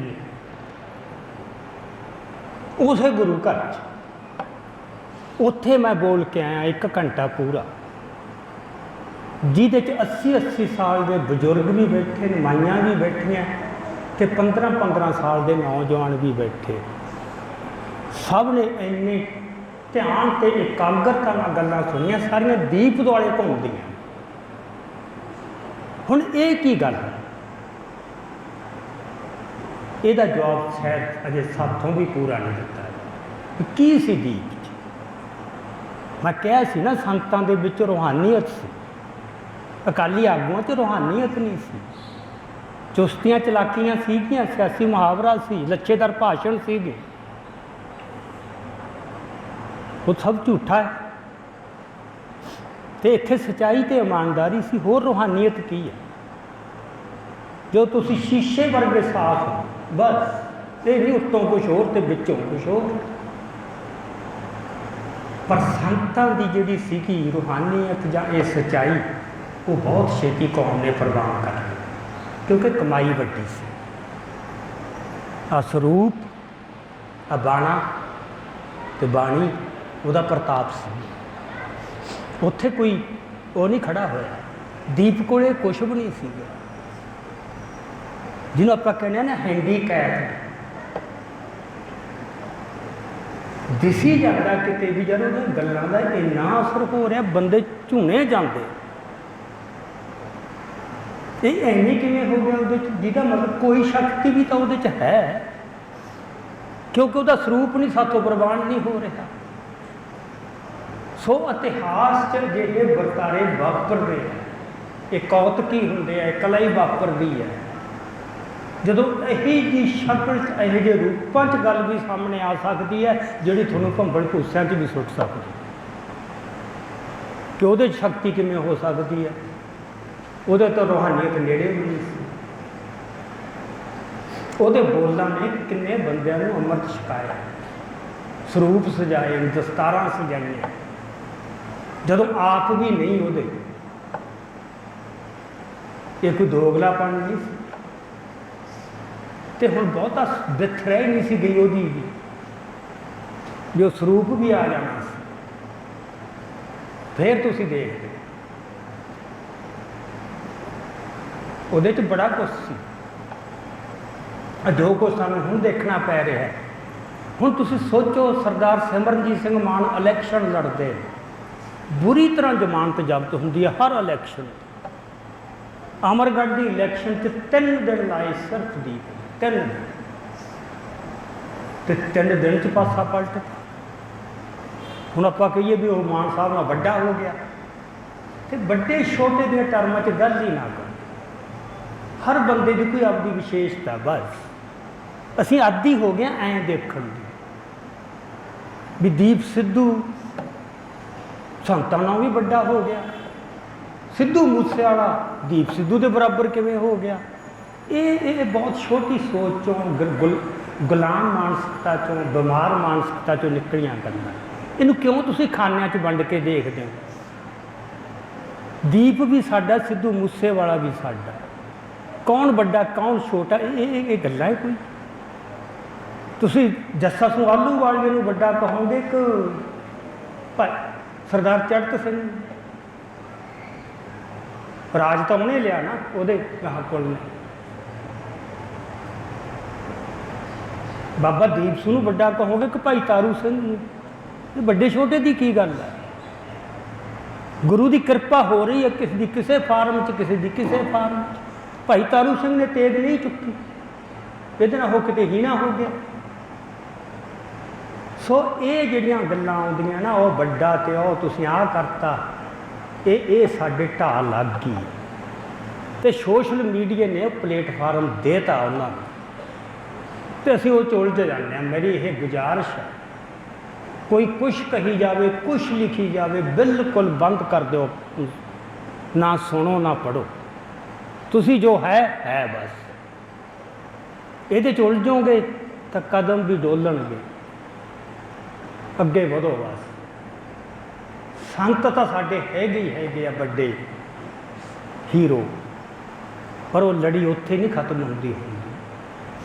ਸੋ ਦੀਪ ਵੀ ਉਸੇ ਲਾਈਨ 'ਚ ਸਾਡਾ, ਤੇ ਸਿੱਧੂ ਮੂਸੇਵਾਲਾ ਅਜੇ ਖੇੜੀ ਰਿਹਾ ਸੀ ਉਹ ਤਾਲ, ਪਰ ਉਹਦੇ 'ਚ ਬੜੀਆਂ ਸੁਭਾਵਨਾਵਾਂ ਸੀਗੀਆਂ। ਇਹ ਬੰਦਿਆਂ ਨੂੰ ਬੜੀ ਓਪਰੀ ਲੱਗਦੀ, ਕਿਉਂਕਿ ਉਹਦੀ ਫਾਰਮ ਦੂਜੀ ਸੀ, ਉਹਦੀ ਗਾਇਕੀ ਦੀ, ਜੋ ਡਾਕਟਰ ਸੁਖਪ੍ਰੀਤ ਸਿੰਘ ਉਦੋਕੇ ਨੇ ਕਿਹਾ। ਮੈਂ ਤਾਂ ਆਪ ਨਹੀਂ ਸੁਣਦਾ, ਅਸੀਂ ਨਹੀਂ ਆਦੀ, ਪਰ ਮੈਨੂੰ ਅਮਰੀਕਾ 'ਚ ਇੱਕ ਬਿਲਕੁਲ ਸਧਾਰਨ ਬੰਦੇ ਨੇ, ਜਿਹਤੋਂ ਮੈਂ ਉਮੀਦ ਹੀ ਨਹੀਂ ਸੀ ਕਰਦਾ, ਉਹਨੇ ਮੈਨੂੰ ਕਿਹਾ, ਕਹਿੰਦਾ ਨਹੀਂ ਭਾਜੀ, ਉਹ ਮਾਡਰਨ ਸਮੇਂ ਦਾ ਢਾਡੀ ਸੀ ਤਾਂ ਢਾਡੀ ਉਹਨੇ ਢਾਡੀ ਖੜਕਾਈ ਹੈ, ਉਹਨੇ 12 ਹੀ ਗਾਈਆਂ, ਪਰ ਉਹ ਫਾਰਮ ਵੱਖਰੀ ਸਮੇਂ ਮੁਤਾਬਕ। ਸੋ ਇਹ ਗੱਲਾਂ ਵਾਪਰਨਗੀਆਂ। ਸੋ ਮੇਰਾ ਕਹਿਣ ਤੋਂ ਇਹ ਭਾਵ ਸੀ ਕਿ ਦੀਪ ਸਿੱਧੂ ਨੇ ਆ ਕੇ ਪਾਤਸ਼ਾਹੀ ਦਾ ਦਾਅਵਾ ਜਿਹੜਾ ਸੀ ਨਾ, ਉਹ ਲੋਕਾਂ ਦੀ ਆਮ ਚੇਤਨਾ ਦਾ ਅੰਗ ਬਣਾਤਾ। ਕੋਈ ਲੰਮਾ ਚੌੜਾ ਵਿਖਿਆਨ ਨਹੀਂ, ਥੋੜ੍ਹੇ ਸ਼ਬਦ ਬੋਲਦਾ ਤੇ ਥੋੜ੍ਹੇ ਚਿਰ 'ਚ ਉਹ ਤੁਹਾਨੂੰ ਉਹ ਚਾਹ ਦਿੰਦਾ। ਫਿਰ ਇਹ ਵੀ ਕੋਈ ਦੁਬਦਾ ਨਹੀਂ ਵੀ ਫਿਰ ਅਸੀਂ ਚੋਣ ਲੜਨੀ ਹੈ ਕਿ ਨਹੀਂ ਲੜਨੀ। ਇਹ ਕਮਜ਼ੋਰ ਮਨਾਂ ਦੇ ਮਨਾਂ 'ਚ ਇਹੋ ਜਿਹੇ ਸਵਾਲ ਖੜੇ ਹੁੰਦੇ ਨੇ। ਲੜਨੀ ਹੈ, ਪਰ ਅਸੀਂ ਆਪਣਾ ਨਿਸ਼ਾਨਾ ਨਹੀਂ ਭੁੱਲਣਾ। ਉਹ ਕਹਿੰਦਾ ਇਲੈਕਸ਼ਨ ਲੜਨੀ ਤਾਂ ਜ਼ਰੂਰੀ ਹੈ, ਸਾਡੇ ਕੋਲ ਇੱਕ ਠੱਪਾ ਵੀ ਚਾਹੀਦਾ ਇਲੈਕਟਡ ਮੈਂਬਰ ਦਾ। ਇਸੇ ਮਾਨ ਸਾਹਿਬ ਨੂੰ ਅਮਰੀਕਾ ਵੀਜ਼ਾ ਨਹੀਂ ਦੇ ਰਿਹਾ। ਜਦੋਂ ਇਹ MP ਬਣ ਜੂ, ਇਹਨੂੰ ਡਿਪਲੋਮੈਟਿਕ ਵੀਜ਼ਾ ਲੈਣ ਦੀ ਲੋੜ ਨਹੀਂ। ਇਹ ਕਿਸੇ ਪਾਰਲੀਮੈਂਟ 'ਚ ਜਾ ਸਕਦਾ, ਕਿਸੇ ਐਮਬੈਸੀ 'ਚ ਜਾ ਸਕਦਾ, ਕਿਸੇ ਯੂਨੀਵਰਸਿਟੀ 'ਚ ਜਾ ਸਕਦਾ। ਉਹ ਪਿੱਛੇ ਮਾਨਤਾ ਮਿਲ ਗਈ, ਬਸ ਇੰਨੀ ਕਿਆ ਕਹਿੰਦਾ ਗੱਲ, ਇਦੋਂ ਵੱਡੀ ਨਹੀਂ। ਤੁਸੀਂ ਇਹ ਕਹੋ ਵੀ ਹੁਣ ਸਾਡੇ ਐਂ ਰਾਜ ਆ ਜਾਊਗਾ, ਇਹ ਭੁਲੇਖਿਆਂ 'ਚ ਨਾ ਕਹੋ। ਜਿੱਦੇ ਉਹਨਾਂ ਨੂੰ ਲੱਗਿਆ ਕੋਈ ਖਤਰਾ, ਉਹ ਤਾਂ ਮਤਲਬ ਮੈਂਟਲ ਆਉਣਗੇ, ਐਲੀਮੀਨੇਟ ਕਰਨ। ਕੋਈ ਵੀ ਆ, ਸਟੇਟ ਦੇ ਖਾਸੇ ਨੂੰ ਕਦੇ ਨਾ ਭੁੱਲੋ। ਬੜੀ ਬੇਰਹਿਮ ਹੈ ਤੇ ਉਹਦਾ ਦਿਲ ਦੁਲ ਹੈ ਨਹੀਂ ਕੋਈ। ਉਹ ਕੋਈ ਵੀ ਕ੍ਰਾਈਮ ਕਰ ਸਕਦੇ ਨੇ, ਕੋਈ ਵੀ। ਸੋ ਇਹ ਹੁਣ ਤੁਸੀਂ ਸਿੱਧੂ ਮੂਸੇਵਾਲੇ ਦਾ ਕਹਿਣ ਨੂੰ ਤਾਂ ਇਹ ਹੈ ਵੀ ਉਹ ਗੈਂਗਵਾਰ 'ਚ ਮਾਰਿਆ ਗਿਆ। ਇੱਕ ਭੁਲੇਖਾ ਤੇ ਪੁਚਲਾਵਾ ਤਾਂ ਖੜਾ ਹੋ ਗਿਆ ਨਾ ਕੌਮ ਦੇ ਮਨ 'ਚ। ਹੁਣ ਤੁਹਾਨੂੰ ਉਹ ਇਹ ਵੀ ਮੌਕੇ ਨਹੀਂ ਦੇਣਗੇ ਵੀ ਤੁਹਾਨੂੰ ਮੌਜ ਨਾਲ ਕੋਈ ਸ਼ਹੀਦ ਕਹਿ ਦੇ ਜਾਂ ਉਹਨੂੰ ਕੌਮ ਪ੍ਰਵਾਨ ਕਰ ਲਏ। 100 ਕਿਸਮ ਦੀਆਂ ਬਹਿਸਾਂ ਚੱਲ ਪੈਣਗੀਆਂ। ਦੀਪ ਸਿੱਧੂ ਦੀ ਮੌਤ ਵੀ ਇੰਨੇ ਸ਼ੱਕੀ ਹਾਲਤਾਂ 'ਚ ਹੋਈ ਇਹਦੀ। ਸੋ ਇਹਨਾਂ ਚੀਜ਼ਾਂ ਦੀ ਪਰਵਾਹ ਨਾ ਕਰੋ। ਇਹ ਗੱਲ ਦੁਬਾਰਾ ਜਗਾਈ ਦੀਪ ਸਿੱਧੂ ਨੇ ਤੇ ਮੂਸੇਵਾਲੇ ਨੇ, ਜਿਵੇਂ ਨਾਲ 2.5 ਜੋੜ ਦੇਣੀ ਹੁੰਦੀ ਆ ਨਾ। ਮੇਰਾ ਖਿਆਲ ਮਾਲਵੇ ਵਾਲਿਆਂ ਨੂੰ ਵੱਧ ਪਤਾ, ਜਦੋਂ ਸਣ ਦਾ ਮੇਰਾ ਖਿਆਲ ਉਦੋਂ ਰੱਸਾ ਵੱਟਦੇ ਹੁੰਦੇ ਸੀ ਨਾ, ਰੱਸਾ ਵੱਟਿਆ ਜਾ ਰਿਹਾ ਉਹਦੇ ਨਾਲ ਵੀ ਆਹ ਜੋੜ ਆਹ ਜੋੜ ਆਹ ਜੋੜ, ਉਹਨੇ ਆ ਕੇ ਉਹ ਜੋੜਤੀ ਕਰ, ਤੇ ਉਹਦਾ ਆਹ ਗੀਤ ਉਦੋਂ ਹੀ ਰਿਲੀਜ਼ ਹੋਇਆ ਜਿੱਦੇ ਵੋਟਾਂ ਸੀ। ਰਿਲੀਜ਼ ਨਹੀਂ ਹੋਇਆ, ਚੋਰੀ ਲੀਕ ਹੋਇਆ ਉਦੋਂ। ਉਹ ਲੀਕ ਹੋਏ ਗੀਤ ਨੇ ਦੇਖ ਕਿੰਨਾ ਫਰਕ ਪਾਤਾ। ਸੋ ਇਹ ਨੌਜਵਾਨਾਂ ਨੂੰ ਦੇ ਰੋਲ ਨੂੰ ਘਟਾ ਕੇ ਨਾ ਦੇਖੋ। ਬਾਕੀ ਜਿਹੜੀਆਂ ਲਹਿਰਾਂ ਹੁੰਦੀਆਂ ਨਾ, ਲਹਿਰਾਂ ਉਹਨਾਂ ਦੇ ਅੱਡ ਅੱਡ ਦੌਰ ਹੁੰਦੇ ਆ। ਇੱਕ ਦੌਰ ਹੁੰਦਾ ਹੈ ਜਦੋਂ ਸ਼ੁੱਧ ਤੇ ਨਿਰਮਲ ਧਾਰਾ ਵਗ ਰਹੀ ਹੁੰਦੀ ਆ, ਬਸ ਮਿਸਲਾਂ ਦੇ ਜ਼ਮਾਨੇ 'ਚ ਉਹ ਸੀ। ਪੂਰਨ ਗੁਰਸਿੱਖੀ ਮਿਸਲਾਂ ਦੇ ਮੈਂਬਰ ਹੁੰਦੇ ਸੀ, ਉਹੀ ਲੜਦੇ ਸੀ। ਜਦੋਂ ਬੰਦਾ ਸਿੰਘ ਬਹਾਦਰ ਆਇਆ ਪੰਜਾਬ 'ਚ, ਉਹਦੀ ਫੌਜ ਦੈੜਵੇਂ ਗੁਰਸਿੱਖਾਂ ਦੀ ਫੌਜ ਨਹੀਂ ਸੀ। ਉਹਦੇ 'ਚ ਬੜੇ ਲੋਕ ਵਹੀਰਾਂ ਕੱਤ ਕੇ ਸ਼ਾਮਲ ਹੋਏ। ਜਿਵੇਂ ਦਰਿਆ ਜਦੋਂ ਵਗਦਾ ਨਾ, ਤੁਸੀਂ ਦੇਖੋ ਉਹਦਾ ਪਾਣੀ ਕਿੰਨਾ ਨਿਰਮਲ ਤੇ ਸ਼ਾਂਤ ਹੁੰਦਾ। ਜਦੋਂ ਉਸੇ ਦਰਿਆ 'ਚ ਹੜ੍ਹ ਆਉਂਦਾ, ਉਹ ਕਿੱਥੋਂ ਤੱਕ ਫੈਲਦਾ ਤੇ ਉਹ ਕਿੰਨਾ ਕੁਛ ਰੋੜ ਕੇ ਆਪਦੇ 'ਚ ਜਜ਼ਬ ਕਰਦਾ, ਤੇ ਉਹ ਪਾਣੀ ਉਹਨਾਂ ਸਾਫ਼ ਬਣੀ ਰਹਿੰਦਾ। ਕੇਂਦਰ ਦੇ ਵਿੱਚੋਂ ਧਾਰਾ ਜ਼ਰੂਰ ਸਾਫ਼ ਰਹੂਗੀ, ਆਲਾ ਦੁਆਲਾ ਬੜਾ ਉਹ ਗੰਧਲਿਆ ਹੋਇਆ ਉਹ, ਪਰ ਉਹ ਦਰਿਆ ਦਾ ਹਿੱਸਾ ਹੀ ਹੈ। ਇਹ ਗੱਲ ਨਾ ਭੁੱਲੋ। ਜਦੋਂ ਲਹਿਰਾਂ 'ਚ ਜ਼ੋਰ ਫੜਦਾ ਹੈ, ਖਾੜਕੂ ਲਹਿਰ ਦਾ ਜਿਹੜਾ ਸ਼ੁਰੂਆਤੀ ਦੌਰ ਹੈ, ਉਹ ਬਹੁਤ ਨਿਰਮਲ ਤੇ ਸ਼ੁੱਧ ਬੰਦੇ ਆਏ ਸੀ, ਬਹੁਤ ਹੀ ਨਿਰਮਲ, ਜਿਨ੍ਹਾਂ ਨੇ ਗੱਲ ਤੋਰੀ ਤੇ ਉਹਦਾ ਮੋਮੈਂਟਮ ਬਣਾਇਆ, ਇੱਕ ਵੇਗ ਬਣਾਇਆ। ਹੌਲੀ ਹੌਲੀ ਜਦੋਂ ਲਹਿਰ ਨੇ ਜ਼ੋਰ ਫੜਿਆ, ਇੱਕ ਵੱਡਾ ਵਹਿਣ ਵਗਿਆ। ਉਹ ਵਹਿਣ ਓਨਾ ਨਿਰਮਲ ਨਹੀਂ ਰਿਹਾ ਸੀ, ਇਹ ਸੱਚ ਹੈ, ਕਦੇ ਵੀ ਨਹੀਂ ਰਹਿੰਦਾ ਹੁੰਦਾ। ਥੋੜ੍ਹੇ ਬੰਦੇ ਤਾਂ ਠੀਕ ਰਹਿ ਜਾਣਗੇ ਜਦੋਂ ਉਹਨੇ ਵੱਡੀ ਗਿਣਤੀ ਆਉਣੀ ਹੈ ਨਾ, ਪਰ ਤੁਸੀਂ ਉਹਦੇ ਆਧਾਰ 'ਤੇ ਉਹ ਲਹਿਰ ਦੀ ਤੇ ਕਾਲਖ ਨਹੀਂ ਕਾਟਾ ਨਹੀਂ ਫੇਰ ਸਕਦੇ। ਸੋ ਇਤਿਹਾਸ ਆਪਦੇ ਮਿਜਾਜ ਬਦਲਦਾ ਰਹਿੰਦਾ। ਕਦੇ ਸੰਤਾਂ ਵਾਲੇ ਬੰਦੇ ਹੀ ਆਉਣਗੇ, ਸ਼ੁੱਧ ਸੂਰਮੇ, ਜਿਨ੍ਹਾਂ ਬਾਰੇ ਕੋਈ ਸਵਾਲ ਹੀ ਖੜਾ ਨਹੀਂ ਹੋਊ, ਤੇ ਕਦੇ ਹੋਰ ਤਰ੍ਹਾਂ ਦੇ ਬੰਦੇ ਵੀ ਲਹਿਰ ਦੇ ਵਿੱਚ ਆਉਣਗੇ ਜਿਹੜੇ ਵੱਡਾ ਰੋਲ ਪਲੇ ਕਰ ਜਾਣਗੇ। ਸੋ ਮਨ ਦੇ ਦਰਵਾਜ਼ੇ ਜਿਹੜੇ ਆ ਉਹ ਖੋਲ੍ਹੋ ਥੋੜ੍ਹੇ ਜਿਹੇ, ਬਾਹਾਂ ਵੀ ਚੌੜੀਆਂ ਕਰਕੇ ਵਿੱਚ ਸਭ ਨੂੰ ਕਲਾ ਵਿੱਚ ਲੈ ਕੇ ਤੁਰਨ ਦੀ ਜਾਚ ਸਿੱਖੋ। ਲੜਾਈ ਬਹੁਤ ਵੱਡੀ ਲੜਨੀ ਪੈਣੀ ਹੈ, ਬੜਾ ਕੁਛ ਹੋਣਾ, ਬੜਾ ਖੂਨ ਡੋਲਣਾ। ਇਹੋ ਜਿਹੇ ਮਨ 'ਚੋਂ ਜਿਹੜੀਆਂ ਹੈਗੇ ਨਾ ਭੁਲੇਖੇ ਵੀ ਅਸੀਂ ਮੌਜ ਨਾਲ ਆਓ ਵੋਟ ਪਾ ਲਓ ਜੀ, ਰੈਫਰੈਂਡਮ ਕਰ ਦਿਓ ਜੀ, ਐਂ ਰਾਜ ਕਿਤੇ ਦੁਨੀਆ 'ਚ ਐ ਨਹੀਂ ਬਣਦੇ। ਇੰਡੀਅਨ ਸਟੇਟ ਦਾ ਕਰੈਕਟਰ ਨਾ ਭੁੱਲੋ ਤੁਸੀਂ। ਇੱਥੇ ਤਾਂ ਸਿਰ ਦੇ ਕੇ ਹੀ ਰਾਜ ਲੈਣੇ ਆ। ਤੇ ਦੀਪ ਸਿੱਧੂ ਨੇ ਮੁੜ ਕੇ ਉਹ ਜਜ਼ਬਾ ਫੇਰ ਕਾਇਮ, ਨਵੀਂ ਪੀੜ੍ਹੀ ਨੂੰ ਨਹੀਂ ਸੀ ਪਤਾ ਸੰਤ ਕੀ, ਪਾਤਸ਼ਾਹੀ ਦਾਵਾ ਕੀ, ਹੋਂਦ ਦਾ ਮਸਲਾ ਕੀ। ਦੇਖੋ ਕਾਮਰੇਡਾਂ ਦੀ ਇੱਕ ਬਿਲਕੁਲ ਫਸਲਾਂ ਦੇ ਭਾਵਾਂ ਤੱਕ ਲੜਾਈ ਛੋਟੀ ਜਿਹੀ ਬਣਾ ਕੇ ਕਿੱਡਾ ਉਹ ਕਰ ਰਹੇ ਸੀ। ਤੇ ਇਕੱਲੇ ਬੰਦੇ ਨੇ 32 ਜਥੇਬੰਦੀਆਂ ਨਾਲ ਟੱਕਰ ਲਈ, ਇਕੱਲੇ। ਕਿੰਨਾ ਬਦਨਾਮ ਕੀਤਾ ਗਿਆ ਉਹਨੂੰ, ਕਿ ਜਿਹੜਾ ਉਹਦੇ ਨਾਲ ਖੜਦਾ ਸੀ ਸਾਡੇ ਵਰਗੇ, ਇੱਕ ਵਾਰ ਤਾਂ ਜਿਉਣਾ ਦੁੱਬਰ ਕਰਤਾ ਸੀਗਾ। ਐਂ ਵਾਪਰਦਾ ਹੁੰਦਾ। ਅੱਜ ਉਹ ਦੀਪ ਦਾ ਪਤਾ ਉਹਦਾ ਕੱਦ ਕਾਠ ਕੀ ਬਣ ਗਿਆ। ਸੋ ਇਹ ਕਹੋ ਵੀ ਸਿੱਧੂ ਮੂਸੇਵਾਲੇ ਦੀ ਨਾਲ ਫੋਟੋ ਵੱਡੀ ਲਾਤੀ, ਉਹਦੀ ਛੋਟੀ ਲਾਤੀ, ਇਹ ਗੱਲਾਂ ਬੜੀਆਂ ਛੋਟੀਆਂ। ਫੋਟੋਆਂ 'ਚ ਨਹੀਂ, ਖਾਨਿਆਂ 'ਚ ਨਾ ਵੰਡੋ, ਇਹ 'ਚ ਦਰਜੇਬੰਦੀ ਨਾ ਕਰੋ। ਸਾਰਿਆਂ ਨੂੰ ਆਪਦੇ ਮੰਨ ਕੇ ਚੱਲੀਏ। ਬਸ ਇਹ ਹੁਣ ਜਿਹੜੀ ਗੱਲ ਜਗਾਤੀ, ਜਿਹੜੀ ਸੰਤਾਂ ਨੇ ਸ਼ੁਰੂ ਕੀਤੀ, ਦੀਪ ਨੇ ਉਹਨੂੰ ਹੋਰ ਚਿੰਗ ਲਾਈ, ਬਸ ਉਹਨੂੰ ਆਪਾਂ ਜਗਦਾ ਰੱਖੀਏ ਅਤੇ ਮਗਦਾ ਰੱਖੀਏ।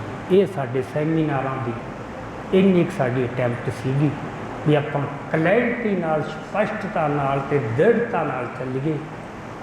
ਕਿਸੇ ਭੁਲੇਖਿਆਂ 'ਚ ਨਾ ਪਾਓ, ਕਿਸੇ ਗੱਲ 'ਚ ਉਲਝੋ ਹੀ ਨਾ, ਬਸ ਤੁਰੋ ਇਸ ਤਰ੍ਹਾਂ ਮਸਤ ਤੌਰ, ਜਿਵੇਂ ਹਾਥੀ ਦੇ ਕਹਿੰਦੇ ਹੁੰਦੇ ਨਾ, ਕੁੱਤੇ ਭੌਂਕਦੇ ਰਹਿਣ।